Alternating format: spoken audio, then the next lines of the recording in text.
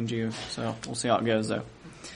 As a brief introduction, so yeah, a few weeks ago, towards the end of January, there was Men's Discipleship Conference back at Pennsylvania, and that's what we're going to be giving a report on. Just a brief overview. There was 2 sessions in the morning. The first one was by Brandon Byler. Some of you are probably familiar with him.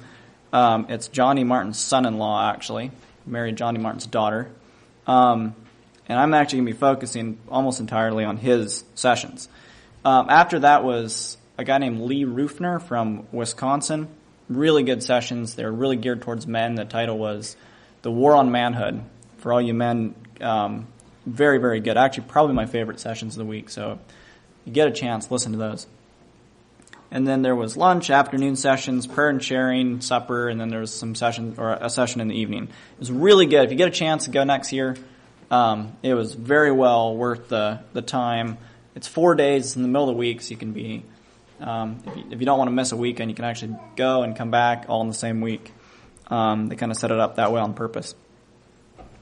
Okay, so I'm just going to jump right in. Brandon's series was on culture, and basically the whole week was just a continuation of his theme. He started out the first day by telling a story. Him and his coworkers, he works on a construction crew, and I think it was last year, they decided to go on a canoe trip, which I thought was interesting because we've had experience with that here. There was a group of them that went down the Shenandoah River down in, they started in West Virginia. I think it goes into Virginia and then meets up with the Potomac River, and that's where they were getting out right after the convergence of those two rivers. He said he'd grown up around water. He was a pretty good swimmer. He had a life jacket. He thought he was good to go. And the trip started off very peaceful, very he said almost boring. It was calm water. They were just moving down the river. It was really just having a great time. But then they encountered their first set of rapids. And so, like you do when you get to rapids, you aim for the V. You do what they call shooting rapids. You shoot the rapids and you try to go down the center. And so they attempted to do that, but somehow they didn't do it correctly or whatever happened, they capsized. And so what you're supposed to do is hold on to, stay with the canoe, and they tried to grab as much stuff as they could, and they got off to the shore, and they emptied their boat, emptied the water out of their boat, and they kind of took inventory. I think they had lost a couple things, but for the most part they had found everything. Another canoe had flipped as well, and they found I think they lost a phone, but they ended up finding the phone. So anyways, they were good to go. So they got back in the water and they kept going. Well, throughout the day, they continued to encounter more and more rapids, and they continued to capsize over and over again.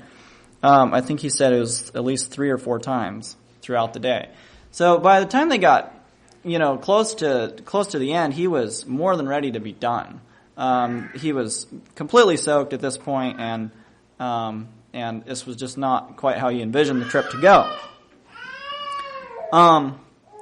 So when they neared the end of their trip, they got to the point where the Shenandoah meets with the Potomac River, and it's I actually looked up some pictures of it. It's very tumultuous water there. There's rocks all over the place, and there's these two rivers converging. And so they got there, and again, they seen the rapids, and they tried to do their best, and they were hopeful that they could make it. But they didn't. They got in the middle of those rapids. Their canoe capsized again, and their boat. The current was so strong, it was starting to just flip their boat, and they were trying to hold on to their boat.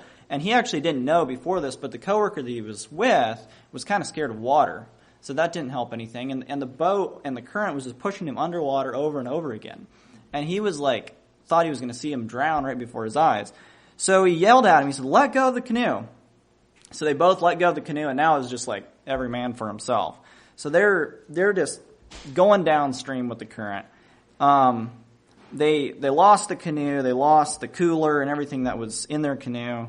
And actually, as he was going down the river, he seen his coworker's hat floating down the river, and it gave him this eerie feeling, like what if there was a person under there? He didn't think there was, but it was just concerning.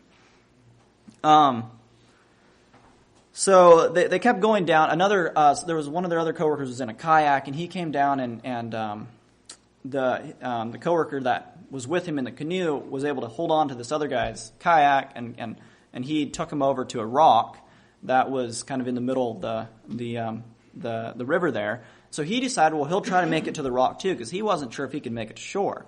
So he's getting closer and closer to this rock, and all of a sudden he realizes that the current is going to take him one way or the other. He's not going to be able to get to this rock.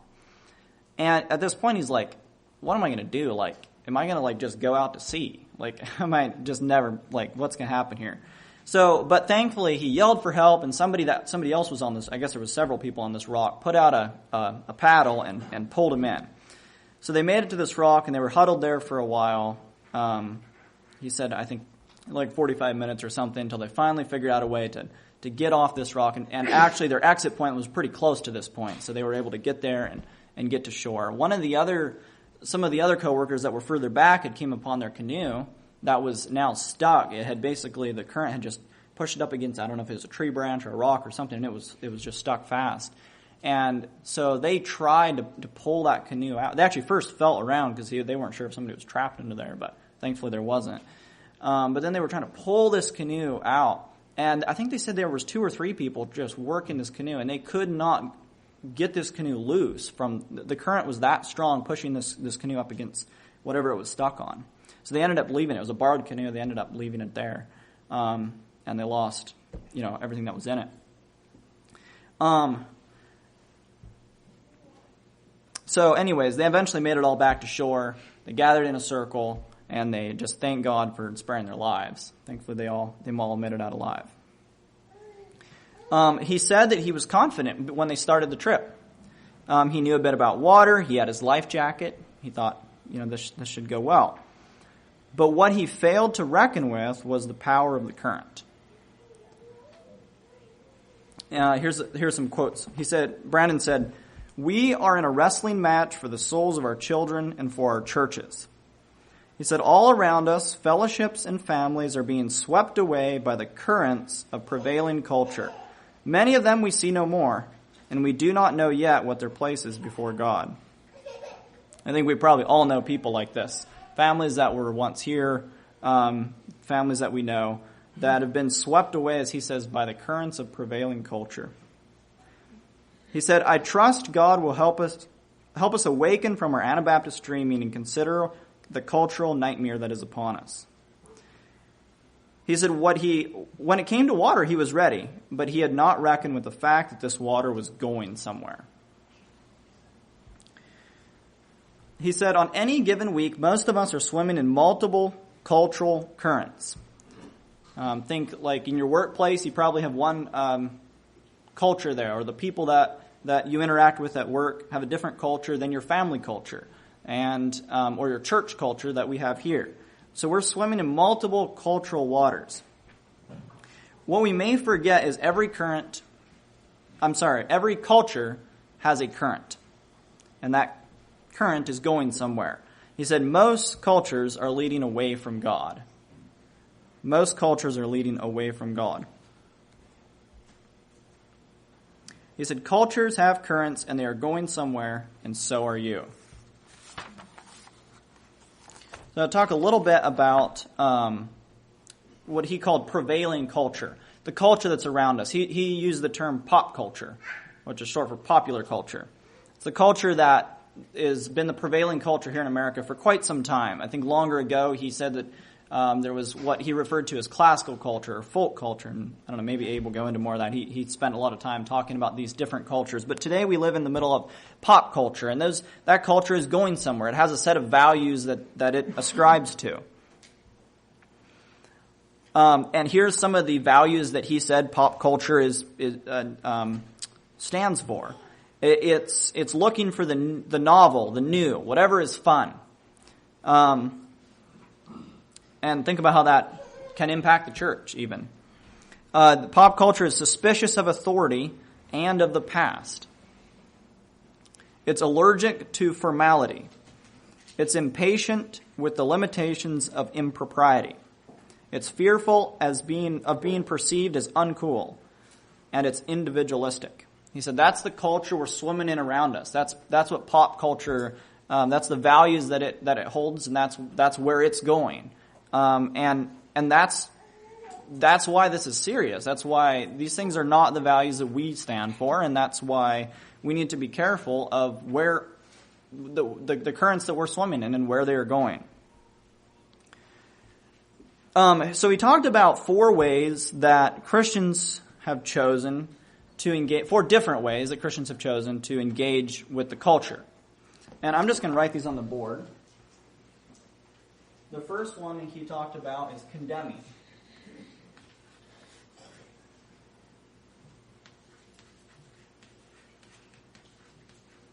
So the condemner, this person, looks at the culture around us, and he's constantly talking about the evil, the bad things that are in the culture around us. He says, look out for the this new danger that's coming along, and this new, maybe we heard recently Jeremy's talking about the transgender movement, and this person is constantly he's looking for what he can condemn in the culture around us. The next person is the critiquer.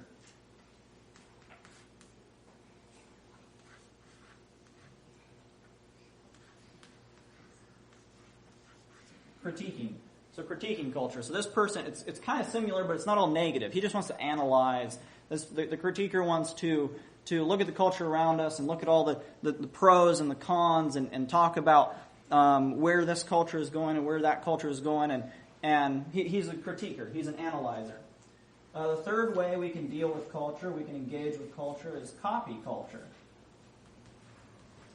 Copying culture.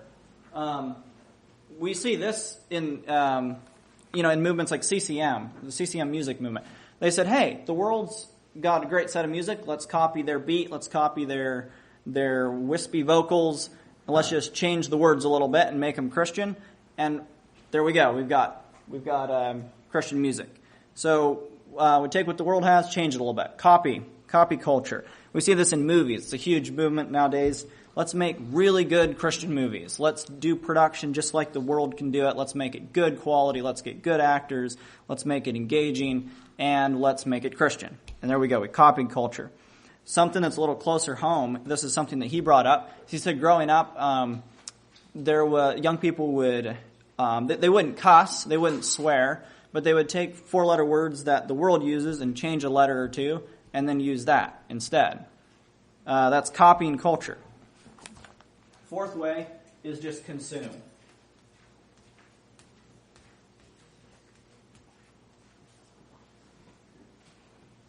Consume culture. Just, hey, it's here. Let's enjoy it. Let's see what it's got to offer. Now, there's shortcomings of all 4 of these, and the biggest shortcoming is it's all about basically. Let me say it this way: all 4 of these are passive. They're not doing anything about the culture. They're just responding to where the culture is going. They're just waiting for the next thing to come out. The condemner, he's just waiting for the next thing to come out so he can condemn. The critiquer, he's just waiting for the next thing to come out so he can talk about it and analyze it. And the copier, he's going to copy it, and the consumer is going to consume it. It's not actually doing anything about it. It doesn't actually cause the Christians that are doing these things to live any differently. They don't actually do anything about the culture. He had a quote: "Cultural engagement without cultural wisdom leads to cultural captivity." Now he said that that there isn't ever a place for one of these things, but these 4 responses, these 4 ways to engage the culture, should not be our main posture. It should not be the main way that we engage in culture. Now, what should that be? And this is where he says we need to create a counterculture. We need to create a new current, a new stream, a current flowing in a different direction and supporting a different set of values. And we can't do that when you're focused on these 4 things. Now, there's 2 ways to do that. So these are 2 different ways to engage in culture. The first one is cultivating.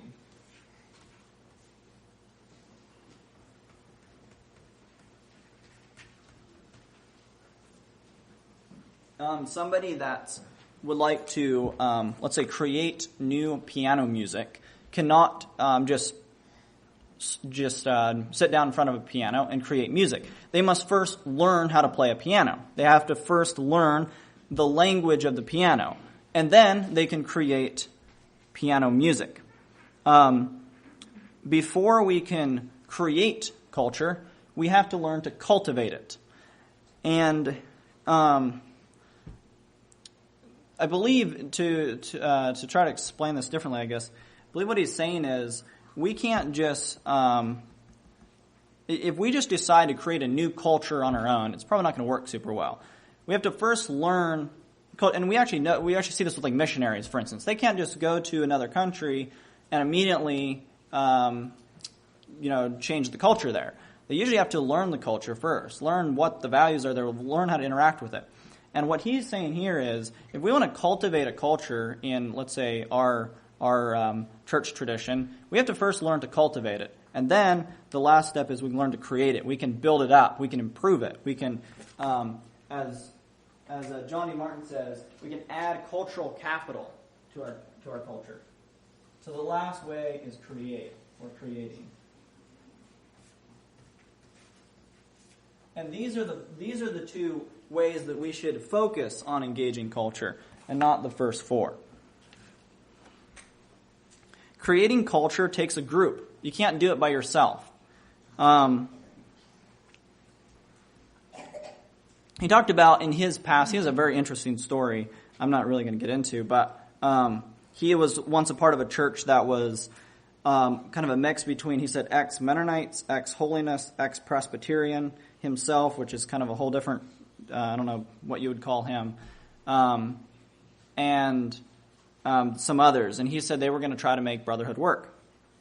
He said they were all good, solid, conservative families, but he said the problem was they were each conservative in their own way. And he had this quote, he said, the fathers were expecting of their wife and children what they were unwilling to demonstrate themselves. And that's a huge problem. And then he said, we all had a family, we all have a family identity. But when that is the identity, it does not allow us to blend with the church family. He said, God does not dictate exactly how culture should be practiced. He leaves that up to us. But it has to be practiced together or it doesn't work. He also said this. He said, if your church is not more than one generation old, your church is an experiment. That's an interesting concept. He also talked about, I won't get into that. I don't really have time. But the whole concept is our culture, is our church enduring? Is it going to last? Or is this just a passing one generational movement that's going to come and go? And where are our children going to be left? So it's an interesting thought, something that we should think about. But obviously, the bigger a current, the stronger it is. The bigger, and so I think there's a value of doing culture together, multi-church. Not just our church, not just one family, but multiple churches. It makes that culture stabler. It makes that current that's moving in the direction of the values that we want more enduring, more lasting. Also, just briefly, I want to talk about. He talked about false dichotomies. For instance, a false dichotomy is two things that need to stay together, but people want to separate them. The classic one is faith and works. The evangelicals want to say you either have faith or you have works. If you're really a faith-based person, you won't worry about works, or the other way around. But obviously, we know that's false. He said it's a false dichotomy to say cultural definition or spirituality. You can have a defined culture or you can be spiritual, but you can't do both. No, those things, they actually have to stay together, just like faith and works have to stay together. And he says, use this model to describe it, what he calls the balance tension model. And we live with this all the time.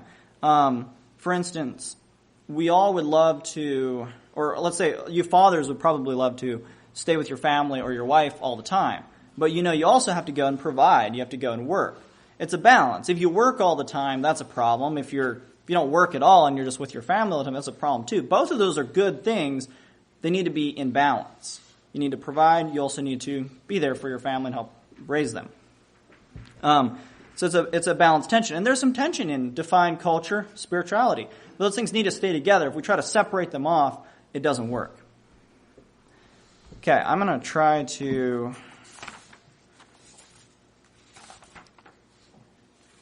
get through this. So, why culture matters. I think this is important. This is a little bit technical, so just stay with me here. So, he asked the question, what does it mean to be human? What does it really mean? When it really comes down to it, what does it mean to be a human? There was a famous philosopher years ago named René Descartes said, he had this quote, he said, "I think, therefore I am." And what this really, basically what he was saying is when it really comes down to the most basic, fundamental thing in my life, if I'm thinking, I am. In other words, it's all about our thoughts and our beliefs. That's what makes us human. And this philosophy comes into the church and it says this, if I can just dump into your mind the right thoughts and the right truths, you'll get it all together. That's where this leads. Basically, you're a thinking ism. You're a brain on a stick. That's who you are. And if we can just get you to think the right things, you'll get it all together. But he's saying that's not the case, and we all know this. We sit through a good sermon, we say we're going to do better until like Tuesday evening, and then we're back to wherever we were before. And what he's saying is we're not just spirits. We're body, soul, and spirit, and those things are linked. And I think this church, the church has bought into this philosophy and said, well, it's all about you just having the right beliefs, the right worldview on salvation and end times and whatever it is, and if you just believe all the right things, that's all that matters.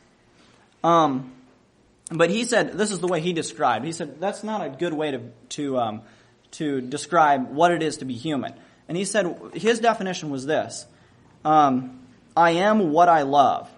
So he said, God is love, like we talked about this morning, and we as people are people that are lovers. We have what he described as a love pump inside of each one of us, and it's directed in a direction, and it will always be running. We're always going to be directing our love towards something. And so he described that by drawing an arrow. So this is our love pump, and he drew a target here. That's what we're aiming for. That's what we view as the good life. That's what we view as flourishing. Our love is directed at what we view is the way things ought to be. But this love pump can be directed. This pump can't be turned off, but it can be directed, and it can be misdirected as well. It can be directed towards the wrong things. And he said and this is what's important, he said what directs this love pump is our habits, and he described that with a heart. Excuse my poor drawing. So our habits dictate where our love is pointed. And what often defines our habits, I can't remember how he drew this. I think it was just like a half circle or something. But he said it's basically our culture. Our culture influences our habits, and our habits influence what we love. If you get up in the morning every day and you work out for 2 hours a day, fitness will become something you view as important. Habits dictate what we love, and that's what makes us human. I mean, and that's one of the fundamental things. So if we want to raise children and we want to influence what they're desiring in life, where they're going, we have to influence their habits. It's not just, and I thought of this example in our family. Growing up, we always viewed it as very important. I know most of you, probably all of you, the same, to attend church services. So we would be here hopefully on time every Sunday, and pretty much whether we were sick or well, we came to church. We also have children's lessons about how you should always come and listen to the preacher and pay attention. But I'm pretty sure our cultural habit of always attending church, unless we were on death's door pretty much, was far more influential in teaching me that church is important than 100 children's lessons. Because it's not about just pouring the right information into a child or into an adult. It's about the culture that influences their habit, that influences what they love, and where their love is directed. Okay? He also talked about thick and thin habits. So brushing your teeth, for instance, thin habit. It doesn't actually influence what you love that much. Most people don't identify themselves as a toothbrusher. But we all do it. It's a good habit. But it's not something that really defines what we love. On the other hand, like I said, maybe attending church, it's a much more, it's a thick habit. It influences our love a lot more. So that's why seemingly maybe mundane things are very important in directing that cultural current, which is what influences our love and our values. He talked about clothing some, and I want to be careful because I don't want to steal Jeremy's thunder. He's preaching a whole series on this, and so I don't want to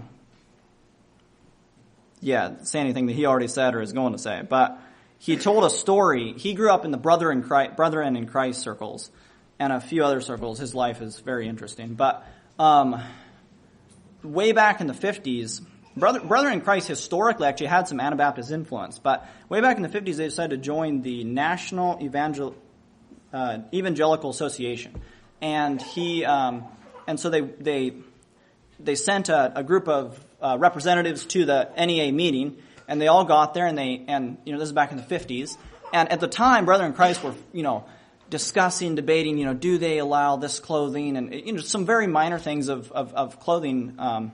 That they had been struggling with as a church group or as a group of churches, and so they went to this NEA meeting and they said, "Look at all these people; they're all serving God. They're not worrying about all this stuff. They actually went to their hotel room. This is the story, and repented for all of their just unspiritual things, and they were going to just focus on evangelism and." Not focus on all these non-important matters. He said that he went back to the church that he grew up in recently, and they had a poster on the back wall. They were doing a church activity at the swimming pool. They were having mixed swimming as basically a youth activity.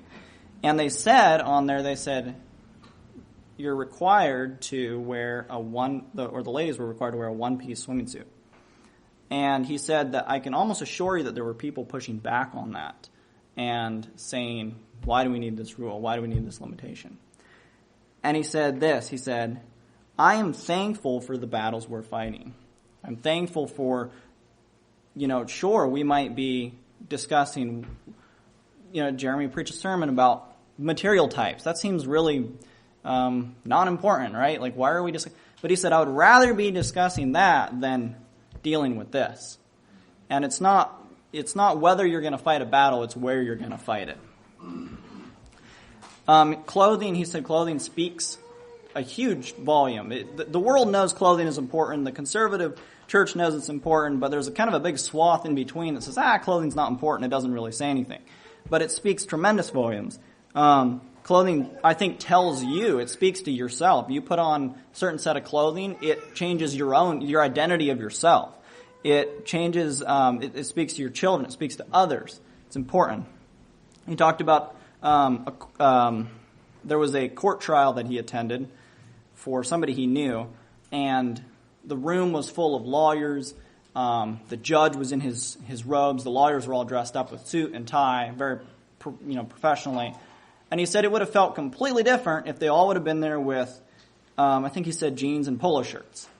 Because clothing does speak, it does bring a message. Okay, I just want to touch on, one of the challenge that he left us with that week is our culture around clothing a thick or a thin cultural habit? Is it enduring? Is it lasting? Or is it not important and going to get swept aside after a short amount of time? I think it's something that we should consider. Just a few more minutes. I'll try not to shortchange you here, Abe.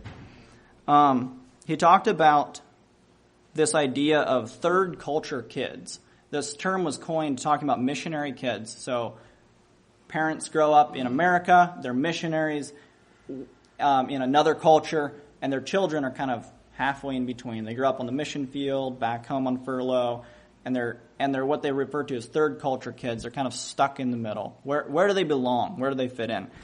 And he said that he feels like a third culture kid. And he also said he actually had all the people that have changed church settings sometime in their life to stand, which was pretty much everybody except like me and the younger ones, my generation and down. And he said that in a sense, the younger generation in our circles feels like third culture kids. Their parents came from one culture, they're now in a different culture or a different church setting. And one thing about third culture kids, he says, is they crave stability, which I can understand. And I actually had an interesting conversation we had an interesting conversation at our youth singing last Tuesday night, I believe. I'm going to pick on Joshua a little bit. He asked a question that I thought was really good. He said, he basically said, we live here in America and we see the culture just disintegrating around us. It's just going down, down, down. All this craziness with, this political agendas that we see. Is there even a hope? I'm putting words in his mouth, but is there even a future here? Should we even be having children and moving on to, bringing up children in this environment? And I think it's a good question. I think it's a question that probably every young person here has asked themselves at some point. Like, what is there hope? Is there a future?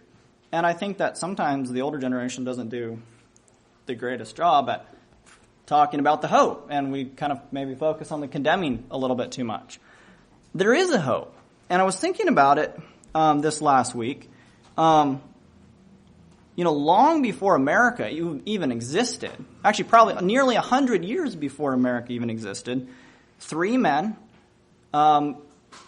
stood for truth. They got rebaptized in the middle of a Catholic world. They had a vision for what the Christian life should look like, and they passed it on to their children and started the Anabaptist movement. And those children passed it on to their children, and those children passed it on to their children. And more people have joined that movement and that tradition and that heritage, and it's grown and it's changed over time, of course. But we're still passing that on generation after generation. 499 years later, we're still here. We still have that same legacy, that heritage, that same cultural current. And of course, you go back to Christ and the early church, and of course. But the question is, will we cultivate and help create that cultural current that's flowing in the direction, the values, and sure, it's not perfect, but is at least flowing towards the principles that we uphold? Or will we view it as not important? Because the things we view as not important will probably quickly fall by the wayside, especially as we go generation after generation. He said this. He said a classic is defined by something that's lasted 100 years. You're going to be influenced by probably 2 generations above you, and you'll influence 2 generations below you. It's about 5 generations worth. It's about 100 years. If something has lasted more than 100 years, it's enduring. All the original people that had any influence whatsoever are gone. That kind of puts it in perspective. The question is, are we building something that's enduring or not? So, thank you very much. If you get a chance, listen to the messages. Hopefully Abe can fill in some of the major holes that I left and clarify the things that I was confusing on. Thank you.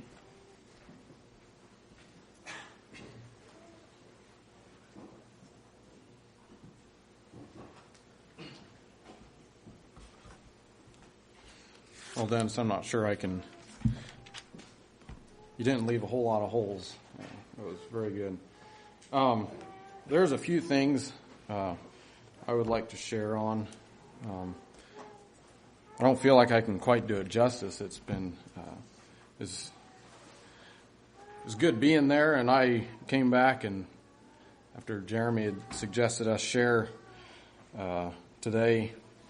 this morning, I went back and listened to all the sermons again, and thought maybe I'd glean something from it, get some more clarity, get a few more ideas to share.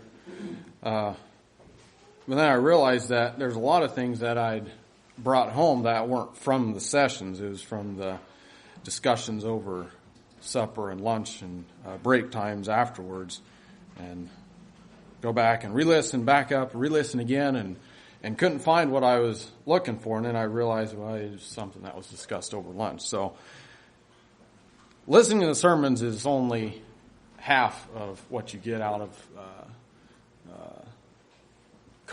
a conference like that. So if that's any encouragement for the rest of you guys to go next year, I don't know what that would be.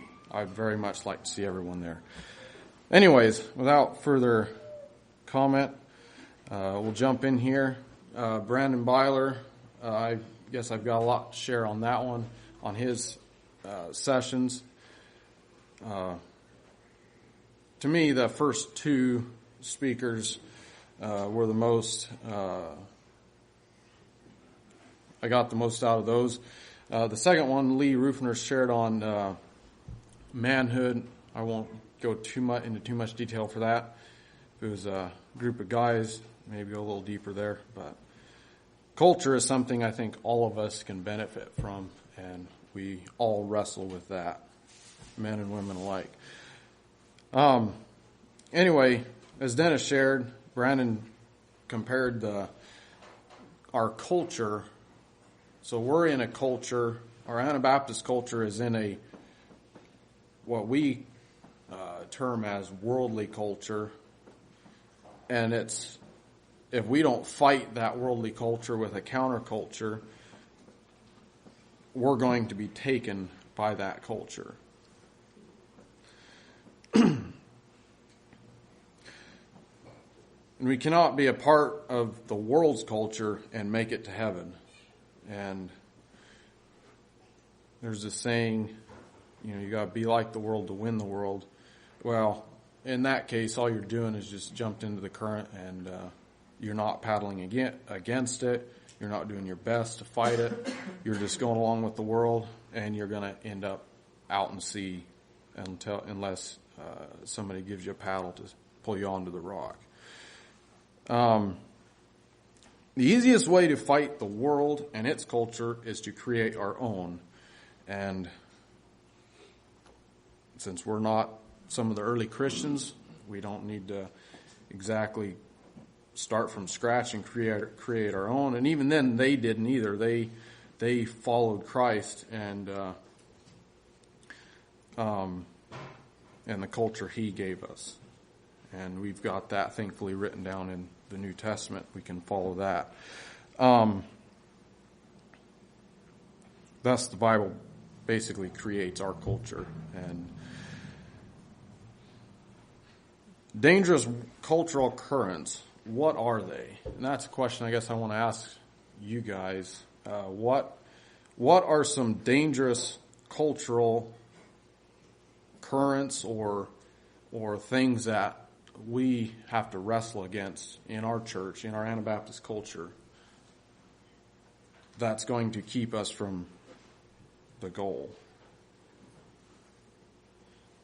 So what are some of those cultural things, currents, that we're wrestling with? Individualism is a very, very big one. Anyone else?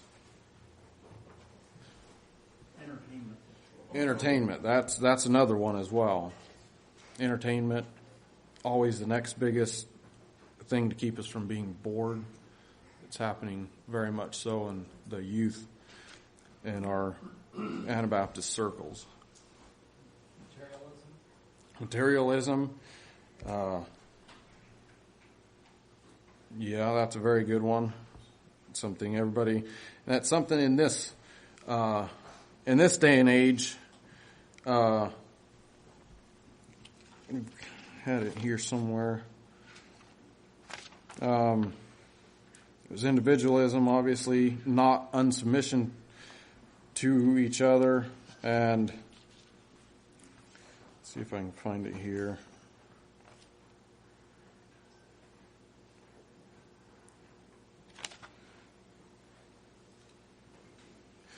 Anyways, we'll probably get to that. I know I have it written here somewhere. Then there's Reformed doctrine, which is the modern way, and we're wrestling with that because, basically, the evangelicals, the modern day Christians, they don't have a two-kingdom concept. That's something that us as Anabaptists, we hold that very strongly. And not having that two-kingdom concept gives us the ability to fight our enemies, to be a part of this world and all of its cultures, and creates basically individualism. And there's divorce and remarriage, and the things Jesus taught were not for us in our day and age. And, here's materialism, accumulation, that's the word I was looking for. Accumulating wealth on this earth. That's what the American dream is. Become wealthy, and focusing on that, become wealthy and famous. And that reform culture brings in women's rights after World War II, or during World War II, all that, and women's rights. I mean, that under quotation marks, that's, as the world views women's rights. It messed up the headship order, God's headship order, in 1 Corinthians 11, I believe. And then it brings in non-self-denial. And then there's this view, all culture is right, we just need to get along. We do need to get along in the sense of if at all possible, live peaceably with all men. But we can't just do that in the church. We can't have a mixed culture in the church and just expect to get along. It's always going to cause some straining and wrestling amongst the brotherhood, which is not what we consider living peaceably. And wrestling and reckoning with our culture, our Anabaptist culture, there tends to be, especially from the charity movement, and what I've gathered from that back whenever that started, there's a lot of the strong family culture, focusing on strong families and families, and there's a sense of that's good, having strong family and leadership in the family. But if the family culture is so strong that there's so many different family cultures in the church, it creates a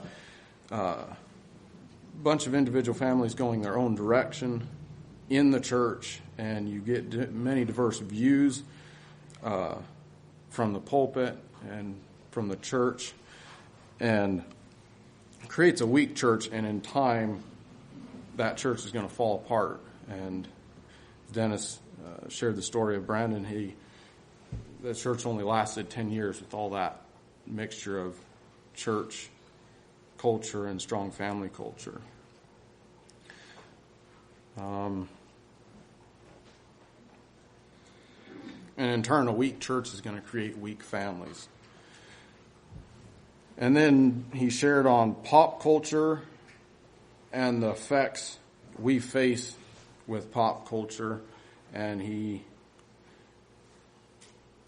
there again, we're swimming in the pop culture, and it's influencing us as Anabaptists in many ways, and a lot of them unknown. It's been uncharted. Pop culture, popular culture is a relatively new thing, and it doesn't affect just our Anabaptist culture. It affects many different things. I had a coworker, and he's from some Foursquare church or something like that, and he enjoys listening to country music, or used to, but he made the comment to me that there's this pop culture, pop music has affected even country music. Now, we're not standing up for country music or anything like that, but it's affected. Pop culture is such a strong current out there, it's affecting even the world and its ideals. And as my coworker put it, pop music destroyed good country music? I mean, what's it doing to our culture and our music? We've got, I know it's a controversial subject, but we've got a lot of contemporary Christian music that has been destroyed by pop culture and pop music, and is just pop culture has absolutely steamrolled the music industry. And it's also pop culture, it affects all the media, social media, advertising, movies. All of those things are affected by pop culture. And then we've got the Industrial Revolution. It created a push for efficiency in our workplace, totally eschewing our way of relating to family and time. There's always this push for being efficient and with our time and money, and in a lot of ways that takes away from our family time. We've got to spend more time at work to provide for the family. Well, that's a good thing. And like Dennis mentioned, you got to have a balance there. Those things, being efficient and responsible, what's the word? Responsible with our time is important, but we can't have all the focus. And it seems like the Industrial Revolution has taken the focus off of family and focused it all on time and money and getting gain. And there's a lot of that in our Anabaptist circles and big businesses. And it's not; those things aren't wrong. It's where's our focus? Where's our culture? Where's that culture taking us? And then there's the youth culture. There's the drive to be cool. What's the next coolest thing? Cool cars, lights, clothes, attitudes, and it creates a suspicion of authority. Well, why do we, Dad might be asking, why do we do that? Or the young people are asking Dad, why do we do that? Why can't I do this? Well, it's something maybe that maybe the young people cannot see yet, and it's just there's this, not sure how to put that. Had an idea when I studied, but it's gone. Anyways, pop culture and music, we looked into that and changed most music genres. Pop, and then he talked about pop culture versus folk culture or high culture. I didn't quite understand the high culture part as well, but the pop versus folk culture, he said that pop is modern, mindless, and casual, and easy. Whatever is easy. Whatever feels right at the moment. Folk culture is timeless, reflecting, purposeful, and patient. And that would fall under, that's the way culture was before pop culture came around. If you look back, if you like history, back 100 years ago or more now, folk culture was the mainstream culture, and it would cause less tension in our Anabaptist culture because everything is purposeful and patient. Modern culture is just anything casual, and you want it now. Pop culture, people are famous because they're famous. They're just famous because somehow everybody got to know them and like them. Folk culture, people are famous for what they did, for something they accomplished in this world. And pop culture is individualistic, whereas folk culture is communal. Pop culture focuses on individualism and what I can do, basically selfishness and pride, and where I can go in life. Whereas folk culture is communal. We go there together, and that is what the kind of culture us as Anabaptists are fighting with and for and against this pop culture.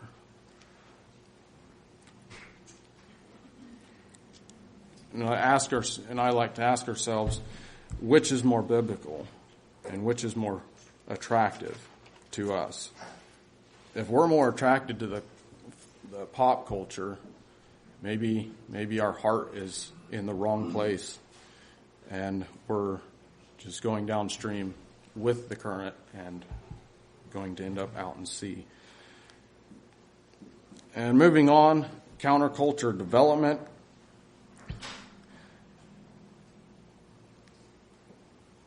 To develop a counterculture, we have to stay away from ungodly influence, peers with different levels of convictions.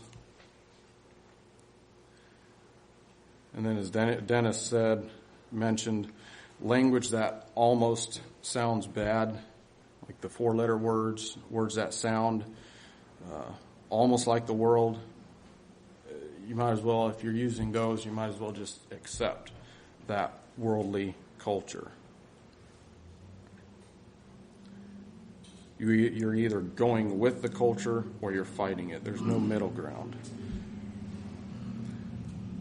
And another thing to develop counterculture is to develop strong personal convictions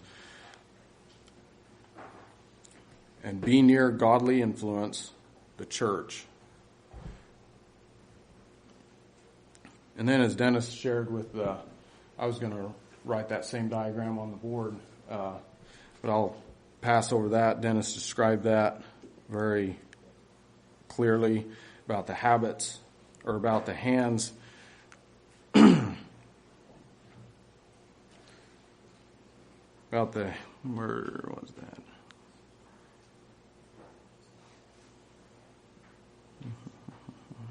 Lost my place.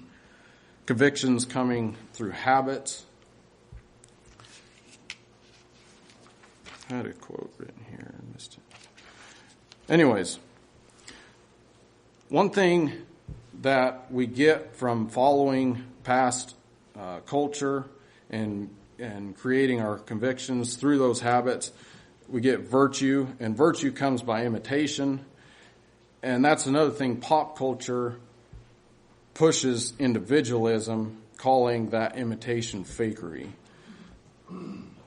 which that's an idea that we as disciples of Christ are not called to take part of, because we are called to follow Christ, to imitate him. That's what a Christian basically broke down means, is little Christ, and we are to imitate him in every way possible.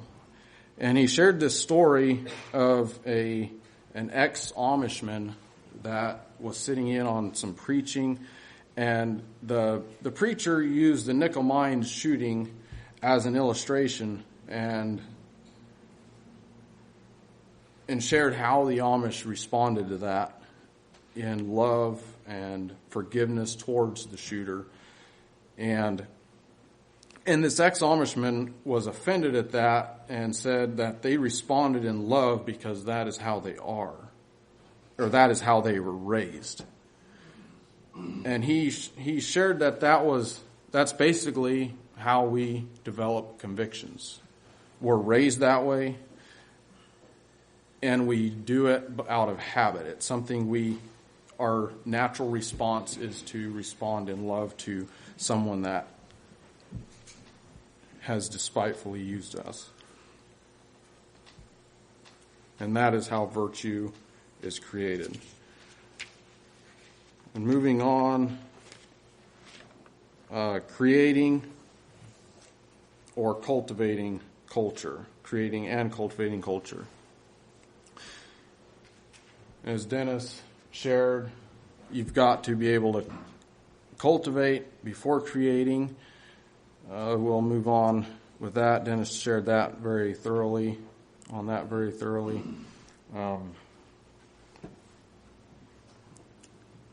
There's going to be people full of critiques and suggestions and new ways of doing things.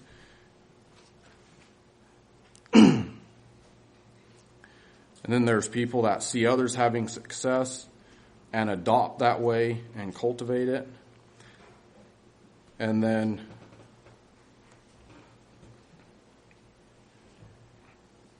okay, here's that quote. Hands shape the heart, doing shapes conviction, which is habits. How'd that end up there? Anyways,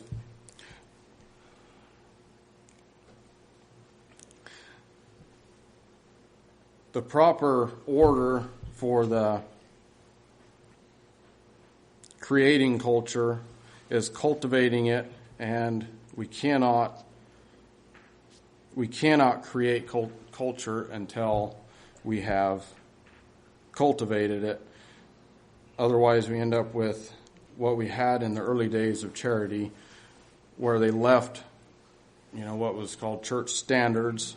And it wasn't long before it was realized that individualism and that way of doing things and living wasn't stable, and many have left that culture to cultivate a successful culture where brotherhood and unity in direction is more valued than, lending ourselves to the direction of the Holy Spirit, which, say that carefully, in that we should be listening to the Holy Spirit, but having that individualistic way of cultivating that leaves for very unstable culture. And choosing a culture, he shared on when choosing a culture in our circles, send children or go to Anabaptist events, instill a critical thinking in them, not a critical spirit.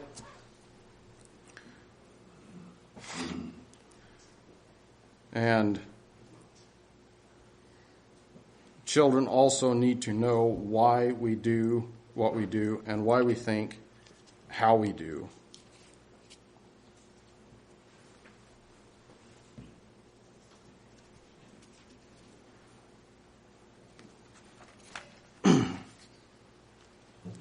And then allow children to make some decisions.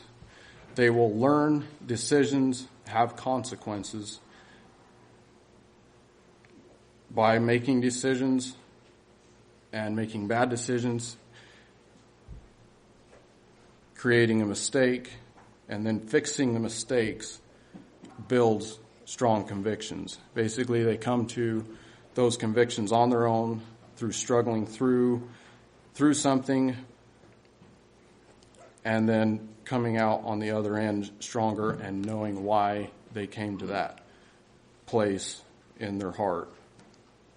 Otherwise, you end up with a very shallow culture that won't last for generations to come because they have just continued on what their parents and church leaders have told them to do. And we see that a lot in the conservative, ultra-conservative circles. Well, why do we do things? Well, it's just the way I was taught. It hasn't become personal to them. They haven't arrived on that on their own. And there's a lot of things that can bring us to that position. And then the next section, interacting with other cultures. There needs to be a goodwill towards all cultures. We're not the only culture that upholds Christian values. We're not the only culture that's the right way to live. That doesn't mean we are to live like them, like evangelical Christians, Baptist, Catholic, Mormon. None of the Catholic and Mormon, they're definitely, they would claim to be Christians, but there's a culture that comes along with that. Basically modern pop mindset.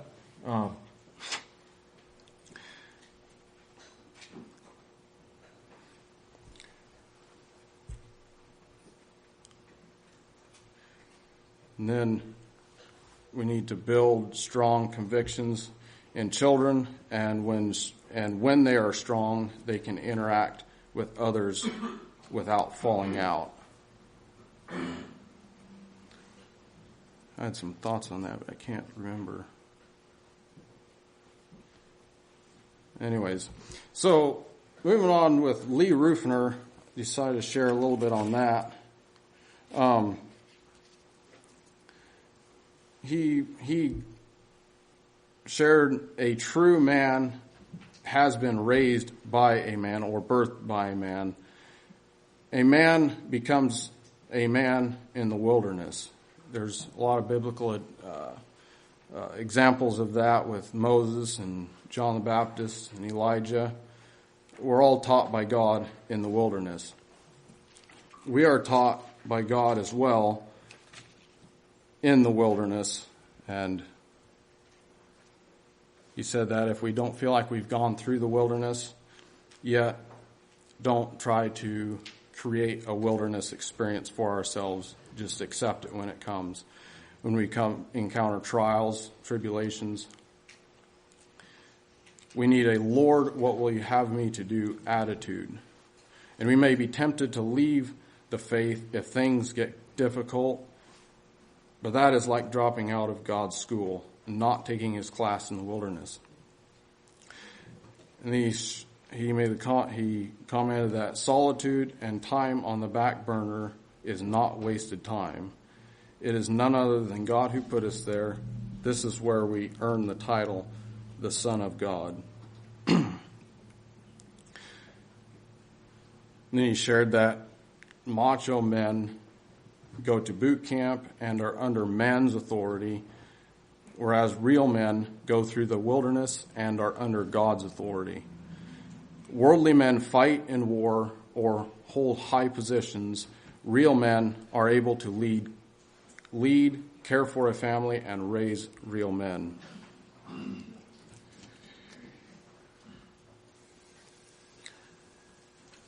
And there's the two kingdom concept again. You can't have both. You can't serve in those earthly ways and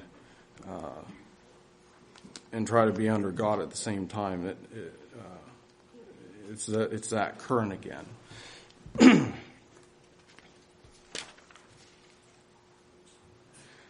And then one thing he shared I found pretty interesting was a view on Elijah and Elisha. He went through in Elisha's journey with Elijah, and Elijah passing the mantle on to Elisha. I had never really thought about this before, and maybe some of you have too, that Elisha did not go up to heaven in a chariot of fire. And I'll read here part of the account, and he says, "It came to pass when the Lord would take up Elijah into heaven by a whirlwind, that Elijah went with Elisha from Gilgal."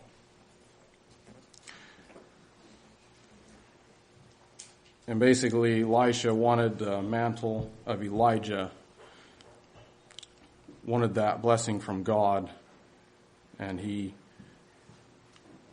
followed Elijah and saw all the things, lived and accumulated all that knowledge from Elijah so that he could continue on as Elijah had. And we can't be, as men, we cannot be distracted by the world and its direction.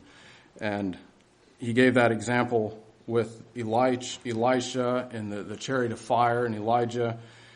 And he shared that the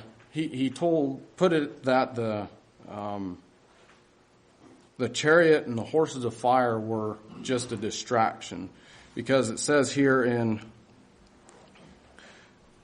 2 Kings, let's see.